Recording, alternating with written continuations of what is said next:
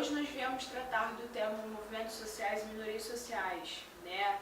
Existem muitas divergências em relação ao tema, em relação à parte conceitual de movimentos sociais, né? A gente tem que lembrar que nós estamos em anos, né?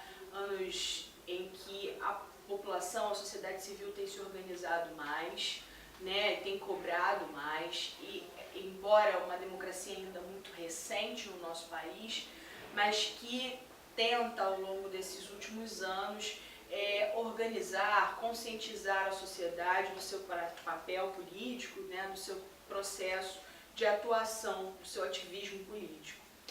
E o que nós tentamos ver, conseguimos ver, é que principalmente no mundo pós-68, né, nos anos 70 surgem muitos movimentos sociais pelo mundo.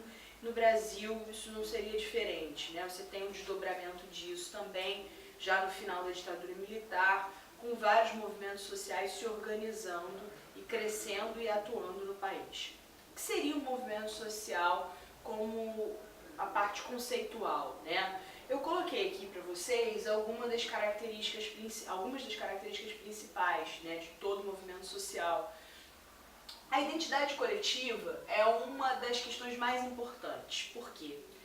Um movimento social, para se organizar e ser entendido como por toda a sociedade, ele precisa ser feito por uma minoria. Portanto, um grupo que, dentro da sociedade, ele não tem o reconhecimento dessa sociedade. Então, ela é uma minoria social não por ser uma minoria numérica. Muitas vezes até poderíamos dizer que são maiorias numéricas, né? Por exemplo, no caso do Brasil, mulheres são maioria numérica, mas nós temos um movimento feminista, não só no Brasil como pelo mundo, né? E elas se tornam minorias sociais à medida em que elas não têm uma participação, né, ao longo desses anos de igualdade de direitos como as dos homens. Não é que elas devam ter mais direitos que os homens, mas sim os mesmos direitos. Essa é a questão. A identidade coletiva é necessária quando esse grupo se entende falando a mesma língua, tendo o mesmo objetivo em comum, né, e lutando por uma causa única. Então eles assumem uma nova identidade, esquecem a identidade individual, né, as questões pessoais, e começam a atuar por uma questão coletiva, uma causa única. Por isso a identidade coletiva. No caso do movimento feminista, as feministas. No caso do movimento sem terra, os sem terra. Né? No caso do movimento LGBT, né? Os gays, os homossexuais, né? Enfim, os simpatizantes. Seriam esses os grupos, né, que eu poderia citar, como vários outros, como grupos que possuem movimentos sociais organizados.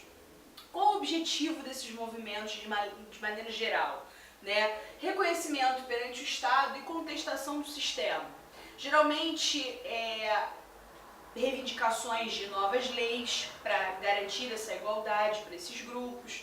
E não só de leis, né? Porque a lei, na verdade, também ela não garante uma igualdade no dia seguinte. A lei, ela garante punições, ela garante definições, isonomia, né, igualdade de direitos, ok. Mas a lei, na verdade, ela é só mais um processo. Tem um aspecto cultural e educacional, né, de acabar com preconceitos, né, de discutir sobre assuntos, educar a sociedade e a própria sociedade entender que esse grupo faz parte dela, né.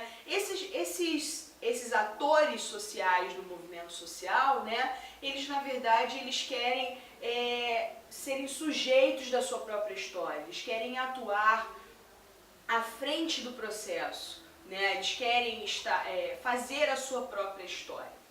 Então, nós escolhemos a questão número 2, que fala sobre, em linhas gerais, sobre qualquer movimento social, né, a parte conceitual disso. Segundo Alain Touraine, movimentos sociais são a ação conflitante de agentes de classes sociais lutando pelo controle do sistema de ação histórica.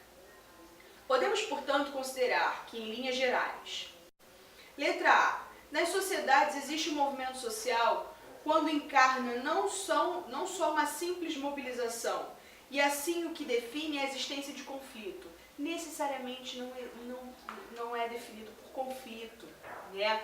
Nem o conflito armado necessariamente. Às vezes as estratégias elas são realizadas de uma outra forma, né? No processo educacional, no processo de militância, no que a gente chama de ativismo político, às vezes infiltrando pessoas influentes dentro dos partidos. Esses são movimentos geralmente apartidários, o que não significa que algum partido político, né, não possa se identificar e apoiar o movimento social, embora o movimento social ele tenha uma causa própria, que não é uma causa partidária. Né? Quando ele encara uma causa partidária, ele até se enfraquece, porque ele esquece um pouco as suas próprias questões enquanto movimento social. Então a letra A não poderíamos considerar. Letra B. Deve haver o princípio de oposição, ou seja, o movimento social, o grupo, ali, a minoria social, necessita encontrar, estabelecer um outro, ao qual ele está se opondo, não numa tentativa de conflito, mas para mostrar para a própria sociedade que esse está inserido socialmente reconhecido, enquanto eles não estão.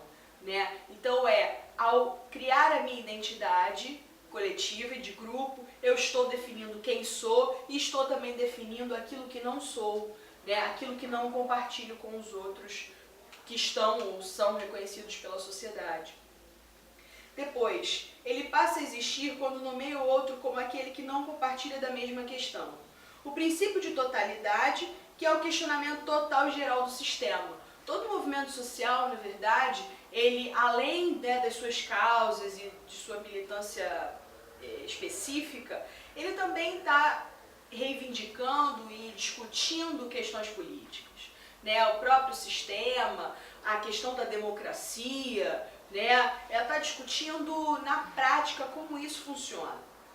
E o princípio de identidade, que tem a ver com a autodeclaração, com a identificação de grupo e das suas causas, definindo estratégias, o objetivo em comum, né? Então, por esse motivo, a letra B seria a nossa opção.